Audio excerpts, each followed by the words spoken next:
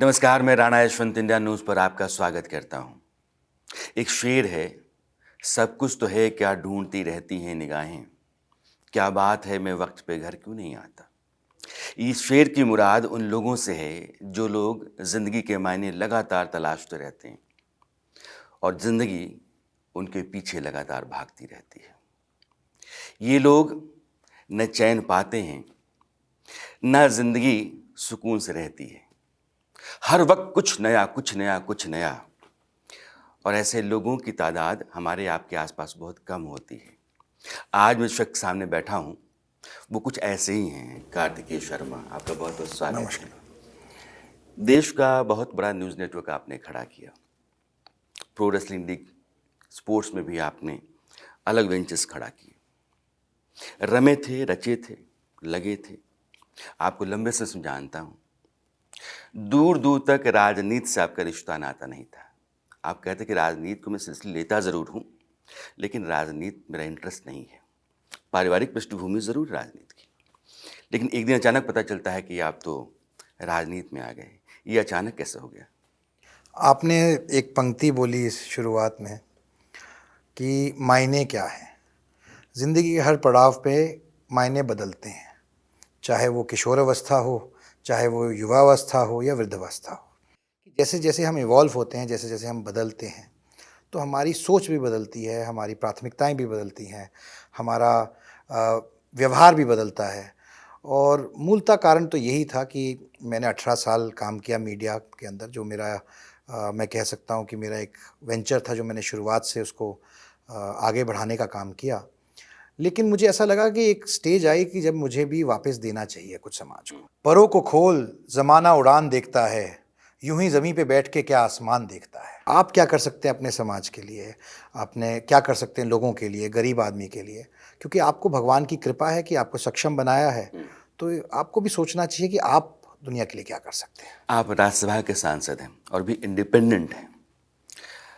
आप हरियाणा के भीतर, चूँकि हरियाणा से आप आए हैं चुन करके, इस तरीके से भागते दौड़ते रहते हैं, लोगों के बीच रहते हैं कि मैंने किसी लोकसभा सांसद को भी नहीं देखा है। आप राजनीति में रच बस गए हैं या रास आ गई है? दोनों हैं भी और नहीं भी। जो काम करता हूँ अच्छे से करने की चेष्टा करता हूँ। अगर इससे पहले कोई और ज़िम्मेदारी थी तो उसको अच्छे से करने की चेष्टा की। अब ये कर रहे हैं तो ये करने की ज़िम्मेदारी अच्छे से कोशिश कर रहे हैं कि निभाएं। बात ये नहीं है, बात ये है कि आप किन कारणों से आए हैं और क्या करने आए हैं। आपका ऑब्जेक्टिव क्या है, उद्देश्य क्या है और आप क्यों आए हैं। मैं अपने बारे में तो कह सकता हूँ कि मेरा सार्वजनिक जीवन में आना या राजनीति में आना लोगों के सरकार से है। अगर लोगों की ज़िंदगी में जिनको सबसे ज़्यादा ज़रूरत है, जो कि गरीब तबका है, अगर आप कोई परिवर्तन नहीं ला सकते हैं, कोई बदलाव नहीं ला सकते हैं, कुछ उनके लिए नहीं कर सकते हैं, तो फिर राजनीति में आना व्यर्थ है। फिर तो आप अपने घर पे बैठे अच्छे ही थे। तो मैं मानता हूँ कि आपको प्रयासरत रहना चाहिए, आप मेहनत करते रहिए, आप अपने लक्ष्य पे कभी ना कभी पहुँचेंगे। चाहे आप इंडिपेंडेंट हों, चाहे सिर्फ सांसद हों, नियत से काम करेंगे, शिद्दत से, तो आपको रास्ता और सफलता ज़रूर मिलेगी। आप दो बातें भी कह रहे हैं कि नीयत आपकी अगर दुरुस्त है तो आप बदलाव ला सकते हैं। एक सरकार अभी है देश में, क्योंकि नरेंद्र मोदी यह कहते रहते हैं कि हमने 10 साल में देश में बहुत बदलाव ला। मेरी नीयत भी अच्छी है। चुनाव चल रहे हैं, वो 400 पार का नारा दे रहे हैं आज की तारीख में। 400 पार, और ये भी कहते हैं कि तीसरी बार आप हमको जनादेश दीजिए। सवाल ये है कि नरेंद्र मोदी को ही क्यों जनादेश दे? पहली बात तो मैं उच्च सदन का मेंबर हूँ और उस सदन में जो नेता प्रतिपक्ष हैं, उन्होंने इस बात की तस्दीक की थी कि अब की बार 400 पार होगा। तो ये कहना सिर्फ नरेंद्र मोदी का नहीं है, अपने नेता प्रतिपक्ष का भी है। तो मैं ये ज़रूर कहना चाहता हूँ। लेकिन महत्वपूर्ण बात ये है कि 400 पार एक आंकड़ा नहीं है, आस्था है। लोगों की, इस देश के लोगों की आस्था है नरेंद्र मोदी के अंदर और नरेंद्र मोदी की गारंटी के अंदर। ये कैंपेन नरेंद्र मोदी जी ने शुरू किया मोदी की गारंटी से। मोदी की गारंटी क्या है? वो लोगों का विश्वास है। वो जो 10 साल उन्होंने काम किया है, जो कहा था वो किया है, उसकी गारंटी है। अगर कोई नेता अपने नाम से गारंटी देकर बोले, तो आप सोचिए कि कितना बड़ा रिस्क है अगर लोगों का विश्वास उस पे नहीं है तो। तो ये विश्वास है जो कि गारंटी देने पे भी मजबूर करता है और लोग उस गारंटी को मानते भी हैं, क्योंकि उन्हें प्रत्यक्ष तौर पे देखा है कि पिछले 10 साल में किस तरीके का परिवर्तन देश के अंदर आया है, किस तरीके की नीतियाँ आई हैं, किस तरीके की डेवलपमेंट के काम हुए हैं और कहाँ आज भारत को क्या संज्ञा विश्व में मिली है। आज हम 5वीं सबसे बड़ी इकॉनमी है और अगर सब सही रहा प्रभु की दया से तो हम बहुत ही जल्द तीसरी दुनिया की सबसे बड़ी इकॉनमी बन जाएंगे। ये कोई छोटी बात नहीं है। मैं अपना सवाल पलट के आपके सामने रखता हूँ, विपक्ष सत्ता में क्यों नहीं? देखिए, विपक्ष सत्ता में इसलिए नहीं है क्योंकि लोगों ने विपक्ष को सत्ता में बहुत लंबे समय से अरसे से समय दिया है, मौका दिया है और वे जो भी बातें बोलते हैं वो करने का भी मौका दिया है। और कहते ना प्रत्यक्ष को प्रमाण नहीं, तो सब कुछ तो उनके सामने है कि वो 50-55 साल के कार्यकाल के अंदर विपक्ष ने क्या दिया है देश को। आज वो कहते हैं गरीबी हटाने की बात करते हैं या और अन्य बातें करते हैं, जनगणना की और अन्य विषयों की, तो उसको उनको किसने रोका था ये करने से जब उनका कार्यकाल था। अब आपके पास सत्ता नहीं है तो आप ऐसी बातें करिए, जब आप सत्ता में थे तब आपने नहीं की। मैं मानता हूँ देश की जनता बहुत समझदार है, वो सब समझती है कि कौन क्या क्यों कह रहा है और किस लिए कह रहा है। ये ठीक है कि नरेंद्र मोदी का दावा है 400 पार, लेकिन राहुल गांधी कहते हैं कि 180 के आगे नहीं जा सकते। इस बार नैया डूबी हुई है। देखिए, मैं समझता हूँ कि ये राहुल गांधी जी का अहंकार है जो ये बात कहते हैं और नरेंद्र मोदी जी का आत्मविश्वास है जो वो अपनी बात कहते हैं। अहंकार और आत्मविश्वास एक तरीके से समझिए तो ये एक ही सिक्के के दो पहलू हैं। अहंकार अब कुछ कहता है, आत्मविश्वास कुछ कहता है। आत्मविश्वास कहता है कि मैं अच्छा हूँ, अहंकार कहता है कि मैं ही अच्छा हूँ। आत्मविश्वास कहता है कि मैं हार नहीं सकता, अहंकार कहता है कि मुझे कोई हरा नहीं सकता। आत्मविश्वास कहता है कि मैं हर मुकाबले के लिए तैयार हूँ, अहंकार कहता है कि मेरा कोई मुकाबला ही नहीं। दोनों कहते हैं, दोनों ही करते भी हैं, लेकिन फ़र्क इतना है कि आत्मविश्वास का रास्ता सफलता पे जाता है और अहंकार का रास्ता विनाश पे ले जाता है। प्रत्यक्ष को प्रमाण नहीं, आप देख ही रहे हैं। अच्छा दर्शन है। 500 साल बाद अयोध्या में राम मंदिर का निर्माण हुआ। नरेंद्र मोदी सरकार कहती है कि ये हमारे कारण हुआ है।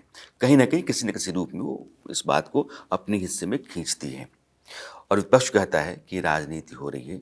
राजनीति राम के नाम पर या राम मंदिर पर नहीं होनी चाहिए। देखिए, मैं मानता हूँ, मेरे को सौभाग्य मिला भगवान राम की प्राण प्रतिष्ठा मंदिर की देखने का। मैं गया था, एक अलौकिक दृश्य था।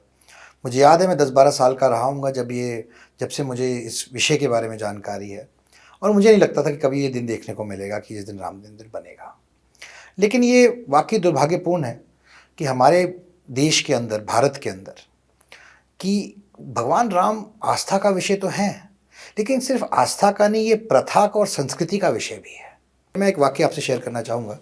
जब मैं राष्ट्रपति जी का अभिभाषण हुआ भगवान राम की प्राण प्रतिष्ठा के बाद स्पेशल सेशन के अंदर, तो ऑपोजिशन वाले कुछ बोले कि राष्ट्रपति जी ने अपने अभिभाषण में लगभग 5-6 बारी राम मंदिर का वर्णन किया।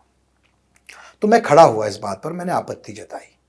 मैंने कहा मैं हरियाणा का हूँ, हरियाणा से आता हूँ और हमारे यहाँ हरियाणा में एक प्रथा है, जब आप किसी को मिलते हैं तो उनका अभिवादन राम राम करके करते हैं। ये राम राम सिर्फ हिंदू नहीं करते, मुस्लिम नहीं करते, सर्व जाति, सर्व समाज, सर्व धर्म करते हैं, क्योंकि ये हमारी प्रथा है, ये सिर्फ आस्था नहीं है। इसी तरीके से भगवान राम हमारे देश के अंदर, दुनिया के अंदर एक न्याय का प्रतीक है। राम एक सिर्फ आस्था का नहीं, संस्कृति का भी प्रतीक है। आपने इतिहास पढ़ा है, मैंने इतिहास पढ़ा है। इतिहास में जगह जगह पे वर्णन मिलता है कि भाई ने भाई को मारा, बेटे ने बाप को मारा।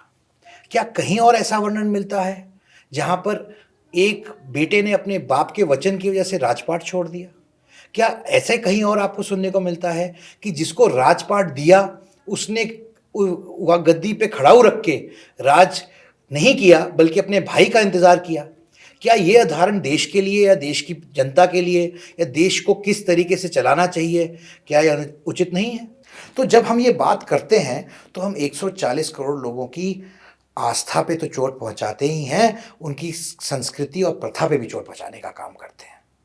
कुछ बयान आए वो बयान ये है कि मंदिर को अधूरा था, उसको पूरा कर दिया गया और ये परंपरा के मुताबिक नहीं है, धर्म के मुताबिक नहीं है, ये तो अधूरा है। देखिए, ये बयान वही लोग बार बार देते हैं जो इस विषय पर अपना मत और मन नहीं बना पा रहे।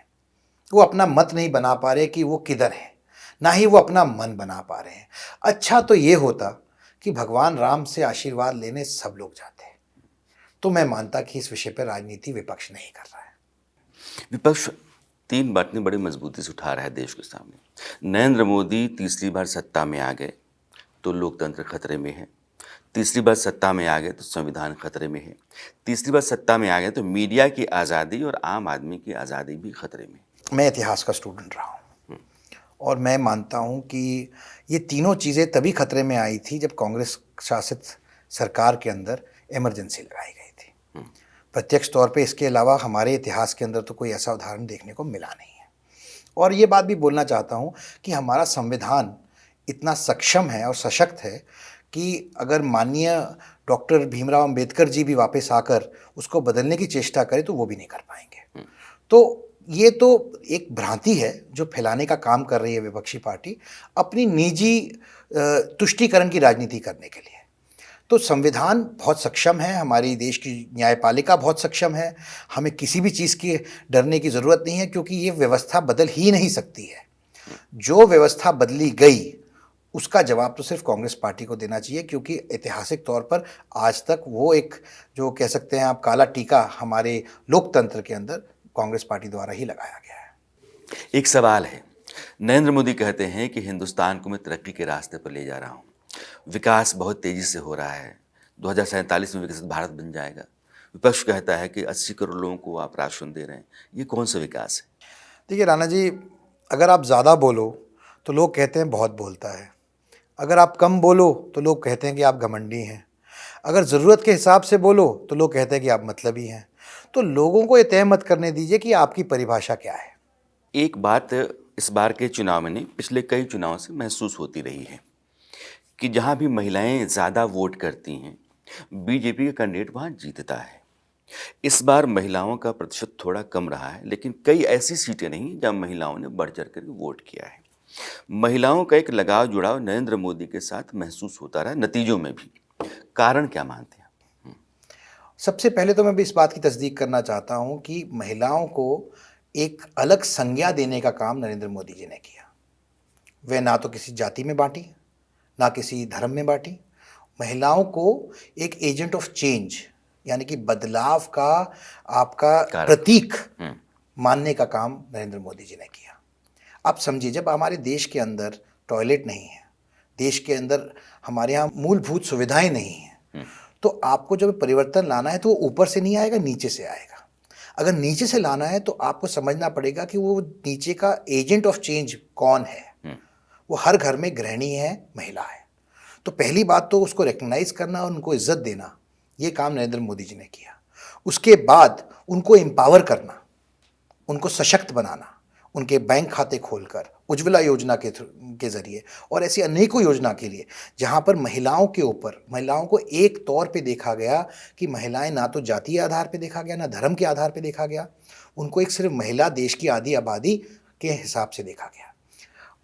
लोग बात करते हैं कि हमारे यहाँ पंचायती राज में महिलाओं को सरपंची का चुनाव लड़ने के लिए जो रिजर्वेशन मिली थी, तो ये बात सही है कि ये रिजर्वेशन बहुत पहले कांग्रेस सरकार में मिली थी, लेकिन मैं तो क्योंकि खुद घूमता हूँ, मैंने देखा है। तो अभी तक ये कुरीति थी कि जहाँ पर आप जब महिला अगर सरपंच हैं तो उनका प्रतिनिधित्व उनका पति करता है और उसको ही राइट दिया हुआ एक तरीके से कि ये सरपंच प्रतिनिधि हैं, जबकि ऐसी व्यवस्था संविधान के अंदर कोई नहीं है कि सरपंच का भी कोई प्रतिनिधि होए। तो आपने एम्पावर किया लेकिन वो एम्पावर नहीं हुई। ये बात समझने के लिए हमारे को एक नरेंद्र मोदी लगे इस देश के अंदर, जिन्होंने महिलाओं की पीड़ा समझी और समझा कि अगर देश के अंदर अमूलचूल परिवर्तन लाना है तो महिलाओं को एक अलग संज्ञा देनी पड़ेगी, अलग तरीके से, अलग नज़रिए से देखना पड़ेगा और उनको एम्पावर करना पड़ेगा, सशक्त करना पड़ेगा। तभी वो एजेंट ऑफ चेंज की तरह देश के अंदर नीचे से लेकर ऊपर तक बदलाव ला पाएंगे। चाहे वो टॉयलेट्स की व्यवस्था की बात हो, चाहे वो डायरेक्ट बेनिफिट ट्रांसफर की बात हो, चाहे महिलाओं के खातों में डायरेक्टली पैसे देने की बात हो, चाहे आयुष्मान कार्ड की बात हो, जितने भी स्कीम्स निकली हैं सब जगह महिलाओं को सशक्त करने का काम किया गया है। ये नहीं देखा गया कि वे किस धर्म से हैं या किस जात से हैं, वे महिला हैं इसलिए उनको प्राथमिकता दी गई। ये किया नरेंद्र मोदी जी ने, इसलिए महिलाएं उनको ज़्यादा नंबर पे वोट देती हैं। मैं तो ये भी कहूँगा, मैं किसी जाति विशेष की बात नहीं करूँगा, किसी समाज विशेष की बात नहीं करूँगा, किसी धर्म विशेष की बात नहीं करूँगा, लेकिन ऐसा क्यों है, जो आपका सवाल था, कि महिलाएं अक्रॉस पार्टीज, अक्रॉस रिलीजन उनको बढ़ चढ़ के वोट देती हैं? क्योंकि किसी ने तो उनकी सुध लेने का काम किया। महिलाओं की बात हो रही है, एक सवाल और आपसे करना चाहता हूँ। मैं मुस्लिम महिलाओं की बात अभी कर रहा हूँ। अभी भी शाहबानों के मामले का जिक्र होता है। कॉम्पनसेशन आज भी उनके लिए अनएड्रेस्ड है। तलाक अपने तरीके से है, निकाह भी है तो 4 महिलाएं बीवियां हो सकती हैं। कहा यह जा रहा है कि नरेंद्र मोदी की सरकार यूसीसी ला ही रही है ज़्यादातर मुस्लिम महिलाओं की बेहतरी के लिए। यह बात आप मानते हैं, या फिर ये सारी महिलाओं के लिए, पूरे समाज के लिए, हर नागरिक के लिए? मैं ऐसा मानता हूँ कि यूसीसी आ रहा है ताकि दोबारा से शाहबानो जैसा केस ना हो सके, ऐसा मेरा मानना है। क्योंकि देखिए, जो हमारी संवैधानिक पीठ थी उसने देश के संविधान के हिसाब से एक फैसला दिया कि 72 रुपये, महज 72 रुपये सालाना वो देना है। अब उन्होंने एक संवैधानिक पीठ ने कानून का इंटरप्रिटेशन करके बताया, जो हमारे यहाँ हाईएस्ट बॉडी है, इसका डिसीजन फाइनल होता है। अब कांग्रेस सरकार ने उस फैसले को उलटने का काम किया। ऐसा दोबारा ना हो कभी आगे जाकर, कि वो जो हमारी मुस्लिम बहनें हैं उनको ऐसा ना देखना पड़े, ऐसा समय ना देखना पड़े, इसलिए यूसीसी भी ज़रूरी है। अभी एक ताज़ा घटना चल रही है सैम पित्रोदा को लेकर के। आज उनका एक बयान है कि दक्षिण भारत के लोग अफ्रीकी मूल के लोगों की तरह दिखते हैं, पूर्वोत्तर के लोग चीनियों की तरह दिखते हैं, उत्तर भारत के लोग कहीं और की तरह दिखते हैं। और प्रधानमंत्री ने इस पर बहुत एतराज़ किया है। उन्होंने रैलियों में कहा है कि अभी तक मुझे गालियां दी जा रही थी तो मैं सह रहा था, मेरे देश के लोगों को ये नस्लभेदी टिप्पणी करके गालियां दी जा रही हैं, और वो साहब दे रहे हैं जो साहबजादे के गुरु हैं, मेंटोर हैं। जो लोग ये बात कह रहे हैं, जिनका आपने अभी वर्णन किया, मैं मानता हूँ ये बहुत ही संकीर्ण मानसिकता है उनकी। वो ना तो भारत को समझते हैं, ना सनातन को समझते हैं। शायद दुनिया भारत को, सनातन को उससे बेटर समझ रही है इन लोगों से। देखिए, विडंबना तो ये है कि जब भी भारत की गौरव की बात आती है, तो जब तक भारत की बात पश्चिम नहीं करता तब तक हमारे लोग उसको नहीं मानते। ये वाकई अपने आप में एक विडंबना है। मैं आपको एक उदाहरण देता हूँ कि जब प्रोफेसर मैक्स मूलर ने और थॉमस एडिसन ने पहला साउंड रिकॉर्ड करना था ऑक्सफोर्ड यूनिवर्सिटी में, तो उन्होंने ये फैसला किया कि जो पहले ऋग्वेद की सबसे पहली ऋचा है उसको प्रोफेसर मैक्स मूलर ने अपनी आवाज़ में रिकॉर्ड किया, क्योंकि उनका ये मानना था कि जो दुनिया का सबसे पुराना ग्रंथ है, पहली आवाज़ जो रिकॉर्ड हुए उसी ग्रंथ की होनी चाहिए। ये उसका महत्व है, उसकी मान्यता है। और ऐसी बातें हज़ारों मील दूर एक अमेरिका में या किसी कंट्री में बैठ के करना बहुत आसान है। ना तो आप लोगों की भावना समझते हैं, ना आप लोगों के बीच में जाते हैं, ना आप समझते हैं कि लोगों के क्या एहसास है। क्योंकि भारतीय होने का जो एहसास है, जो गर्व है, वो महसूस करने के लिए आपको भारत का हिस्सा होना पड़ेगा। अच्छा, एक बात पूछना चाहता हूँ। आप इंग्लैंड से पढ़े, लंबे समय तक आप इंग्लैंड में रहे हैं, अभी भी बाहर जाते रहते हैं, आप हिंदुस्तानी हैं। पहले जब जाया करते थे और अब जब नरेंद्र मोदी के 10 साल हो गए हैं, अब जाते हैं, दोनों में भारत की इमेज को लेकर के, इज्जत को लेकर कोई फ़र्क महसूस होता है आपको? बहुत फ़र्क महसूस होता है। मैं आपको बताना चाहता हूँ कि जब मैं एक स्टूडेंट था और मैं पढ़ता था इंग्लैंड में, तो उस दौरान की बात है कि जब हम लोग जाते थे अपना नीला पासपोर्ट लेकर, तो हमें पाकिस्तान को, बांग्लादेश को, चाइना को एक ही श्रेणी में, एक ही तरीके से देखा जाता था। आज जब आप अपना पासपोर्ट लेके जब जाते हैं तो एक इंडियन सिटीज़न को, भारतीय नागरिक को, एक बहुत ही रिस्पेक्ट के नज़रिए से देखा जाता है। नज़रिया शायद हमारे लोगों का, देश में कुछ लोगों का हमारे बारे में उतना अच्छा नहीं है जितना दुनिया का हमारे बारे में बदल गया है। एक और बात, मैं हर साल देखता हूँ कि हार्वर्ड के स्टूडेंट्स, MIT के स्टूडेंट्स आपके पास आते हैं, इंटरेक्ट करते हैं। वो आपसे क्या जानते हैं, क्या पूछते हैं, आप क्या बताते हैं उनको? देखिए, एक इंग्लिश की बहुत पुरानी कहावत है, नथिंग सक्सीड्स लाइक सक्सेस।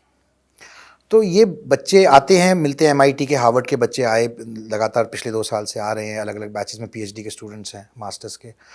तो उनका मेन इशू इंडिया की ट्रांसफॉर्मेशन और इंडिया के अंदर जो ये अमूलचूल परिवर्तन और बदलाव आया है पिछले 10 साल में, इसको लेकर जो उनकी जिज्ञासा है, इसके ऊपर ही उनके ज़्यादातर सवाल केंद्रित होते हैं। जैसे मैं आपको उदाहरण के तौर पे एक बताता हूँ कि पिछली बार एमआईटी से बच्चे आए तो मैंने उनको डिजिटल बैंकिंग सिस्टम की बात की, यूपीआई की बात की, उनको बताया कि हम दुनिया का सबसे बड़ा डिजिटल बैंकिंग सिस्टम बने हैं और उसका क्या महत्व है एक ग्रोइंग इकोनॉमी के लिए, किस तरह से कंट्रीब्यूट कर सकता है एक ग्रोइंग इकोनॉमी के लिए।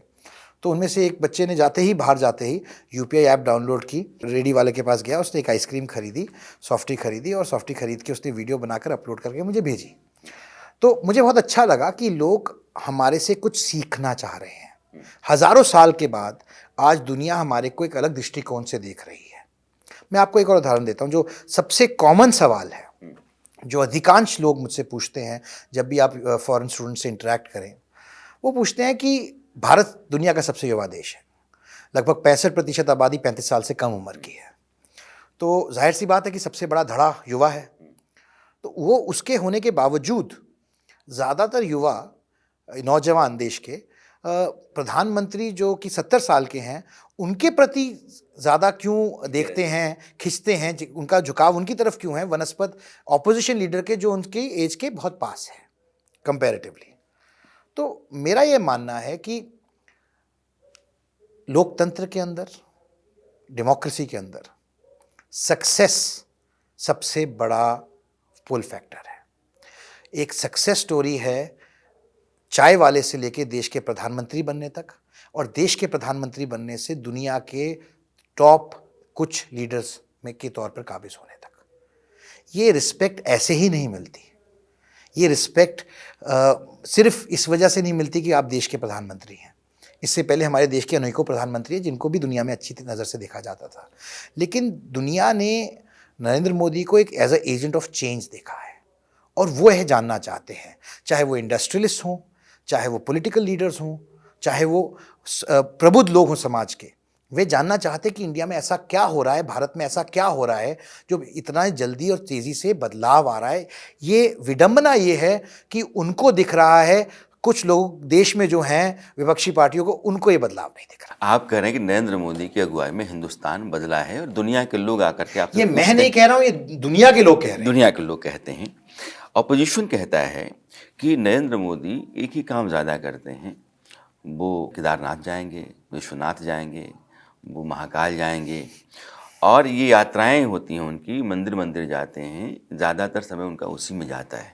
देखिए, मेरा ऐसा मानना है कि आस्था का जो विषय है, वो हमारी आस्था हमारे प्रत्येक व्यक्ति की अपनी होती है, और आस्था के ऊपर किसी को भी कटाक्ष करने का हक नहीं है।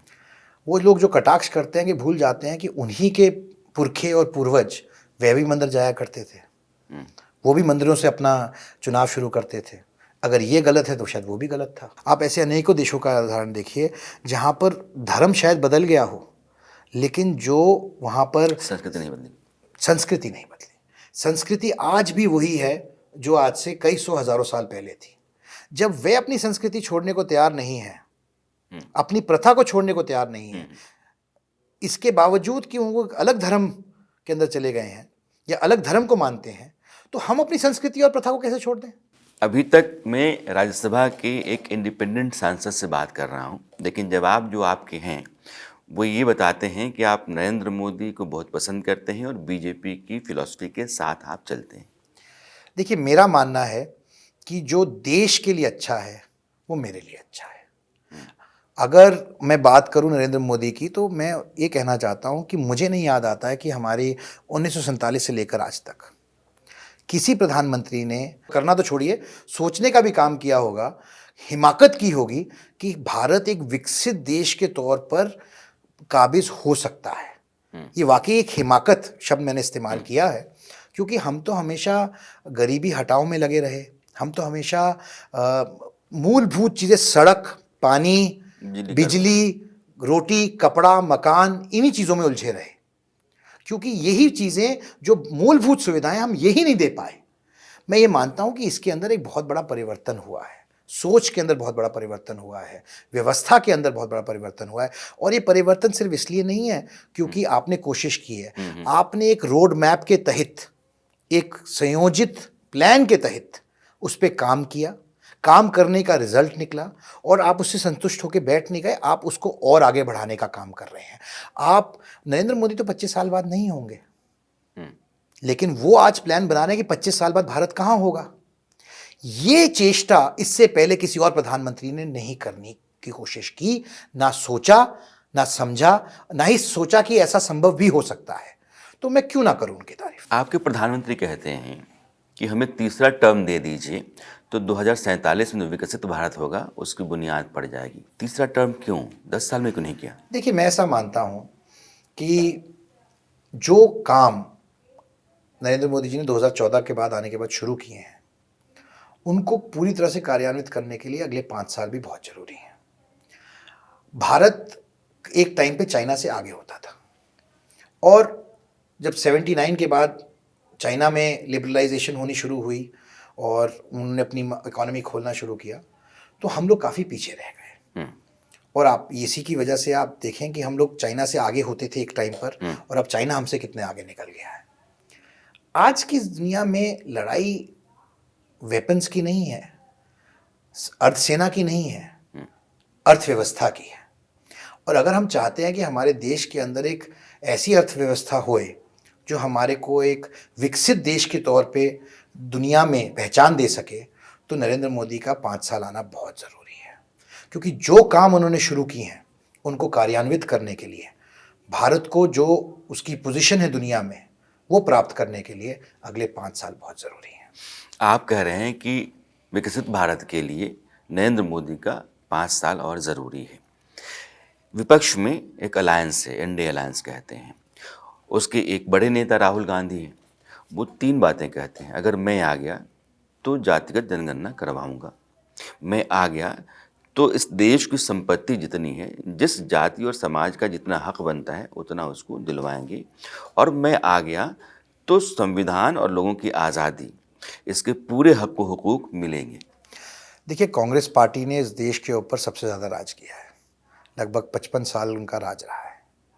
वे जो भी बातें कह रहे हैं वो उन्होंने क्यों नहीं की 55 साल के अंदर, सबसे पहले तो उनको इस बात का जवाब देना चाहिए। दूसरी बात, उनको इस बात का भी पता है कि वो ताकत में नहीं आने वाले हैं, क्योंकि उनको अपनी राजनीतिक रोटियां सेकनी हैं और वो अपनी राजनीति के हिसाब से अपना बयान रख रहे हैं। मेरा मानना है कि जो संज्ञा प्रधानमंत्री ने दी है, जो 4 जातियों का वर्णन प्रधानमंत्री मोदी जी करते हैं, और मैं इसलिए कह रहा हूँ कि कांग्रेस तुष्टीकरण करना चाहती है जातीय आधार पर। गरीब जाति है, महिला जाति है, नौजवान जाति है, किसान जाति है, इन जातियों की बात करनी चाहिए, वनस्पत जाति आधार पर तुष्टीकरण की राजनीति करने के बजाय। आपने 36 बिरादरी की बात की, और जो लोग हरियाणा के हैं उनको पता चल जाएगा कि आप हरियाणा से हैं, चूँकि बिरादरी वहीं होती है। हरियाणा के बारे में कहा यह जा रहा है, जो चुनाव हैं अभी, कि किसान विरोध कर रहे हैं, उसका खामियाजा उठाना पड़ सकता है बीजेपी। देखिए, किसान भाई हमारे जो हैं वो भी देश के नागरिक हैं, और लोकतंत्र में हर नागरिक को हक है अपनी बात रखने का, ऐसा मेरा मानना है। लेकिन उसके साथ साथ मैं ये भी मानता हूँ कि जो कैंडिडेट होते हैं उनको भी हक है अपनी बात रखने का, क्योंकि जब तक पक्ष अपनी, लोकतंत्र तो एक पर्व की तरह मनाया जाता है जब चुनाव आता है हमारे देश के अंदर, और हम जो पक्ष में होते हैं वो अपनी बात रखते हैं कि वो क्या करेंगे लोगों के लिए, उन्होंने क्या किया है पिछले 5 साल में या 10 साल में। जो विपक्ष होता है वो अपना एजेंडा लेके जाता है मैनिफेस्टो के द्वारा कि वे ताकत में आएंगे तो वो क्या करेंगे। जनता जनार्दन है, वो उसके हिसाब से अपना फैसला करती है। मेरा मानना है कि हर व्यक्ति को, जो कैंडिडेट भी है, अपनी बात रखने का अधिकार है, मौलिक अधिकार है। जैसे हर किसान को मौलिक अधिकार है अपनी बात रखने का, वैसे कैंडिडेट को भी अपनी बात रखने का मौलिक अधिकार है। ना इनको वंचित करना चाहिए, ना उनको वंचित करना चाहिए। मैं आपको अपना उदाहरण देता हूँ। जब मेरे राज्यसभा का चुनाव हुआ, मैंने जब अपना नामांकन भरा तो उसके अगले दिन ही लगभग 28 MLAs को एक प्राइवेट एयरक्राफ्ट में छत्तीसगढ़ ले जाने का काम किया कांग्रेस पार्टी ने। और एज अ कैंडिडेट मेरे वोटर्स तो MLAs हैं, तो मेरा दायित्व बनता है, जिम्मेवारी भी है, दायित्व भी है, और मेरा हक भी बनता है कि मैं अपने वोटर्स तक पहुंच के उनको अपनी बात कहूं कि मैं उनके लिए क्या करूंगा, मैं अपने राज्य के लिए क्या करूंगा, अपने देश के लिए क्या करूंगा, मेरा क्या एजेंडा है, मैं सांसद बनूंगा तो क्या करूंगा। लेकिन दुर्भाग्यपूर्ण बात थी क्योंकि वो सारे के सारे 9-10 दिनों के लिए रायपुर में थे, जबकि चुनाव हरियाणा का था। हालांकि वहाँ पे निकाय के चुनाव हो रहे थे, तब भी वे वहाँ नहीं थे, तो मैं अपनी बात नहीं रख पाया उन तक। लेकिन मैंने मीडिया के माध्यम से, आपके जैसे माध्यमों से अपनी बात रखने की कोशिश की। शायद इसीलिए किसी का मन बदला और उन्होंने मुझे वोट देने का काम किया। तो देखिए, चुनाव में तो हर कैंडिडेट का हक है कि वो अपनी बात रखे और अपनी बात जो वो करना चाहता है लोगों के लिए, उन तक पहुंचाने का काम करे। जो लोग आपको बहुत नज़दीक से जानते हैं, उनके लिए एक सवाल बहुत लंबे समय से अपना उत्तर ढूंढ रहा है। आपको जो टिकट मिला, तो ये अचानक कॉल आ गई या फिर? मैं आपको करेक्ट है, मुझे कोई टिकट नहीं मिला। मैं टिकट नहीं, मतलब जो मैं इंडिपेंडेंट मैं खुद को ठीक सांसद कहता हूँ, तो मैंने अपना नामांकन भरा हाँ, ये जो इंडिपेंडेंट सांसद के तौर पे। लड़ने का जो आपने लेकिन सोचा। हाँ, ये जो फैसला हुआ लड़ने का, वो ज़रूर इसलिए था कि देखिए, मैं राजनीतिक परिवार से आता हूँ। मेरे पिताजी राजनीति में हैं और मेरा परिवार राजनीति में था। तो लेकिन मेरा फैसला राजनीतिक परिवार में होने की वजह से नहीं था। मेरा फैसला था कि जब मुझे लगा कि मुझे समाज के लिए, मुझे लोगों के लिए, गरीब आदमी के लिए कुछ करना है, तो मुझे व्यवस्था के अंदर आना पड़ेगा। इससे पहले भी हम व्यवस्था के बाहर रहकर भी मीडिया के माध्यम से भी लोगों की आवाज़ उठाने का काम करते थे और अभी भी करते हैं। लेकिन आपको सिस्टम का हिस्सा बनना पड़ेगा अगर आप सिस्टम को बदलना चाहते हैं, और अच्छे लोगों को राजनीति में आना चाहिए। ऐसा मेरे को एहसास भी हुआ, विश्वास भी हुआ कि अगर आप खुद वो काम नहीं करेंगे तो दूसरों को आप वो काम करने के लिए कैसे कह सकते हैं या उम्मीद रख सकते हैं। आपका राज्यसभा पहुंचना आपके लिए बहुत बड़ा चैलेंज था, आपने उसको पार किया, आप सांसद बन गए। और मैंने बहुत रिसर्च किया, देखा कि 100 से ज़्यादा सवाल आपने किए हैं। आप सवाल बहुत पूछते हैं। देखिए, सवाल पूछने तो भेजा है संसद में, तो हमारा दायित्व है सवाल पूछना। देखिए, चाहे लोकसभा हो या राज्यसभा, जनता आपको डायरेक्टली या इनडायरेक्टली इसलिए चुनती है कि आप उनकी पैरोकारी करें, उनके हित की बात करें, उन जो विषय उनके सरोकार के हैं उनको उठाने का काम करें और सरकार से सवाल करें। अगर मैं सरकार का समर्थन करता हूं तो इसका ये मतलब नहीं कि मैं सरकार से सवाल नहीं करूंगा, बिल्कुल करना चाहिए। हर सांसद का ही ये दायित्व है कि हम सवाल करें। यही तो हमारी पृष्ठभूमि है, इसीलिए तो हम संसद में हैं। आपके सवाल जो हैं, मैं दर्शकों को बताना चाहता हूं, क्योंकि जब मैं आपका रिसर्च कर रहा था, मुझे लगा कि ये सवाल जो हैं ये बड़े बुनियादी और ज़रूरी हैं कि एयरलाइंस में जो लोग जाते हैं, सफ़र करते हैं, उनके साथ व्यवहार कैसा होता है, ख़राब होता है। जो अस्पताल में मरीज़ है उसको किस तरह का ट्रीटमेंट मिलता है। अगर खुदा न खास्ते मर गया तो उसकी डेड बॉडी को पैसे के लिए कब्जे में रख लिया जाता है। इस तरह के सवाल कैसे तैयार करते हैं? देखिए, जब हम रोज़मर्रा ज़िंदगी में रहते हैं और लोगों के बीच में रहते हैं, तो हम लोगों की भावनाएं समझते हैं। लोग समझते हैं कि किस तरीके से लोगों को किन कठिनाइयों का, कई बार किन दुर्गम परिस्थितियों में उनको झेलना पड़ता है। और एक कहावत है अंग्रेज़ी की कि truth is stranger then fiction, यानी कि सच जो है वो कल्पना से भी ज़्यादा चकित करता है। ये बात सच है। मैं एक दिन प्लेन में बैठा था और मैंने इस बात का मुझे आभास हुआ कि जो हमारे पैसेंजर्स हैं उनको भी बहुत सारी दिक्कतों का सामना करना पड़ता है। ना तो उनके पास जानकारी होती है कि उनके राइट्स क्या हैं, ना उनके पास जानकारी होती है कि उनको क्या करना है। उसमें क्योंकि बहुत बड़ा परिवर्तन आया है हमारे इंफ्रास्ट्रक्चर के अंदर, और ये बात सही है कि अब हवाई चप्पल वाले भी हवाई जहाज़ की सवारी कर रहे हैं। उसमें हिंदी भाषी प्रदेशों से भी लोग आते हैं, अलग अलग भाषाओं से भी आते हैं प्रदेशों से, जो शायद पहली बार सफ़र कर रहे हैं। उनको अपने राइट्स नहीं पता, उनको तौर तरीके नहीं पता, और कहीं ना कहीं उसकी वजह से उनको भी गलत समझ लिया जाता है। हमें पता है कि एयर क्रू का क्या राइट है, हमें पता है एयरलाइंस का क्या राइट है, पर हमें ये नहीं पता कि एक नागरिक जो एक पैसेंजर है उसका क्या राइट है। उसका भी तो कोई हक बनता है। क्या उसको पानी मांगने का हक है कि नहीं है प्लेन के अंदर? क्या क्या चीज़ है उसके लिए जो गलत है? तो उनको सही जानकारी देना, उनको बताना, उनके प्रति संवेदनशील होना, ये भी एयरलाइंस का काम है। तो ये एक विषय था। एक दूसरा विषय था जो डेड बॉडीज़ का।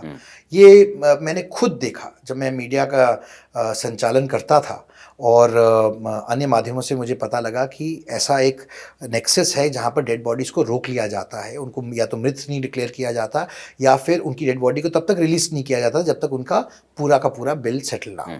आप खुद सोचिए, एक परिवार जिनका कोई एक परिजन खो गया, भगवान को प्यारा हो गया, उन पर क्या बीत रही होगी उस वक़्त, ऊपर से पैसे का संकट।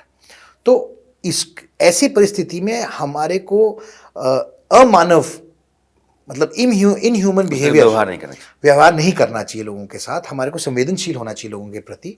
और ऐसा पाया है कि खासकर कि प्राइवेट हॉस्पिटल्स में ये कुरीति थी कि वो जब तक पूरा पैसा ना मिले वो डेड बॉडी को रिलीज़ नहीं करते हैं।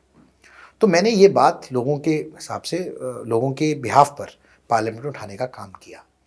तो पता लगा कि ऐसा प्रावधान है कि भाई आपको समय देना पड़ेगा, व्यक्ति को आपको कम से कम 10 से 15 दिन टाइम का रीजनेबल टाइम देना पड़ेगा पैसे देने के लिए। आप डेड बॉडी को नहीं रोक सकते, बल्कि मेरा तो मानना है कि डेड बॉडी को रोकना भी हैबियस कॉर्पस है, इलीगल कन्फाइनमेंट है। तो ये आवाज़ ही तो उठाने के लिए हम संसद में बैठे हैं लोगों की। एक बार बार चर्चा में मुद्दा आता है, प्रधानमंत्री कहते हैं कि मेरी सरकार ने एक काम किया, जो गुलामी की निशानियाँ थी वो हमने मिटा दी। जब मिटाने की कोशिश में बहुत कुछ हमने बदला है, हमने आईपीसी बदल दिया, हमने सीआरपीसी बदल दिया, बहुत सारे कानून हटा दिए, हमने राजपथ को कर्तव्य पथ कर दिया, पुराना संसद भवन था उसको हटा करके नया संसद भवन कर दिया। लेकिन विपक्ष कहता है कि नहीं, दरअसल आप इतिहास मिटा रहे हैं। देखिए, ये तो समय बताएगा कि इतिहास मिटा रहे हैं या इतिहास बना रहे हैं। लेकिन मैं आपको ये ज़रूर बोलना चाहता हूँ कि एक पुरानी अंग्रेजी की सेइंग है, history is written by victors. और कहीं ना कहीं हमारे इतिहास के साथ भी छेड़छाड़ हुई है, कहीं ना कहीं हमारे इतिहास के साथ भी इंसाफ नहीं हुआ है। तो ये जो गुलामी की मानसिकता है, इसको तोड़ने का काम बहुत पहले होना चाहिए था, ऐसा मेरा मानना है। मैं आपको 2-3 उदाहरण देना चाहूँगा। नोटरी एक्ट क्या है? नोटरी एक्ट ये था, वह इस बात की तस्दीक करता है कोई सरकारी अफसर कि आप वही हैं जो आप कह रहे हैं। यानी कि एक सिटीज़न के तौर पर, एक नागरिक के तौर पर आपका सरकार को कहना कि मैं वही व्यक्ति हूं जो मैं कह रहा हूं, वो सरकार आप पे भरोसा नहीं करती है। जब तक एक गेस्टेड ऑफिसर उसको नोटराइज नहीं करेगा, इस बात की तस्दीक नहीं करेगा कि आप वही व्यक्ति हैं जो आप कह रहे हैं, सरकार आपको मान्यता नहीं देगी। नागरिक का अपमान है। यानी कि आपकी सरकार अपने ही नागरिक पे भरोसा नहीं करती। ये गुलामी की मानसिकता इसलिए तोड़नी ज़रूरी थी क्योंकि हम लोग एक इनर्शिया में, एक इस साए में बड़े हैं, पैदा हुए हैं, आगे चले हैं कि हम कहीं ना कहीं जो वाइट सुप्रेमेसी है, जो गोरी चमड़ी है, वो कहीं ना कहीं हमसे सुपीरियर है, हमसे बेहतर है। जबकि ऐसा नहीं है। हमारी पूरी व्यवस्था एक तरीके से इस डायरेक्शन में बनाई गई, हमारा इतिहास इस तरह से लिखा गया है, कई चीज़ों का वर्णन इस तरह से किया गया है कि हम लोग हर एक चीज़ को एक ही नज़रिए से देखते हैं, और वो नज़रिया सही नहीं है। उस नज़रिए को ख़त्म करने की ज़रूरत है। हम किसी से कम नहीं हैं। अगर हम दुनिया का तीसरा सबसे बड़ा अर्थव्यवस्था बनने वाले हैं और हम लड़ाई लड़ेंगे दूसरे और पहले नंबर पे आने के लिए, चाहे उसमें जितना भी समय लग जाए, तो हमारे को भी समझना पड़ेगा कि हम दुनिया के किसी भी जाति या किसी भी वर्ग से कम नहीं हैं। एक सवाल मेरा आखिरी है। आप एक बहुत बड़े न्यूज़ नेटवर्क के फाउंडर हैं और आप एक माहिर धुरंधर सांसद हैं। ये न्यूज़ इंडस्ट्री अच्छी है या राजनीति अच्छी है? देखिए, दोनों ही अच्छी हैं। दोनों का अपना अपना आपको क्या काम पसंद है। दोनों का लोगों से सरोकार रहता है। किसी का सीधे तौर पे है राजनीति का, और मीडिया का इनडायरेक्टली रहता है। लेकिन मैं इसमें पक्षपात नहीं करूँगा। मैं सिर्फ ये कहूँगा कि जो भी काम करें अच्छे से करें, चाहे वो मीडिया हो, चाहे वो राजनीति हो, या चाहे वो समाज सेवा हो या जननीति हो, जो भी हो, आप अच्छे से करें। अगर आप अच्छे से करेंगे तो शायद आप वो जो करने के लिए निकले हैं वो आप पा पाएंगे, कर पाएंगे। कार्तिक, जब रैपिड फायर, आपके लिए राजनीति क्या? सेवा। सेवा क्या? धर्म। धर्म क्या है? सनातन। और सनातन? वासुदेव कुटुंबकम। आपके लिए सत्ता क्या? बदलाव का मौका। बदलाव क्या? देश को विकसित बनाना। और विकास की परिभाषा क्या? पंक्ति में खड़े आखिरी व्यक्ति तक फायदा पहुंचना। मोदी का मतलब? प्रधान सेवक। सेवा क्या है? धर्म। धर्म क्या है? गरीब का उत्थान। उत्थान से क्या होगा? सबल भारत। भारत सबल बनके क्या करेगा? विश्व गुरु बनेगा। विश्व गुरु भारत क्या करेगा? मानवता का कल्याण। वासुदेव कुटुंबकम। सच क्या है? जिसमें मिलावट नहीं। मिलावट कहाँ नहीं है? ईमान में। ईमान मतलब? ईश्वर। ईश्वर का अर्थ? सनातन। सनातन क्या है? वासुदेव कुटुंबकम। बहुत जानदार, शानदार, धारदार बातचीत की है आपने, और बहुत कुछ कहा है आपने, और हर सवाल का आपने खुल के जवाब दिया है। बहुत बहुत शुक्रिया आपका। धन्यवाद, बहुत बहुत धन्यवाद।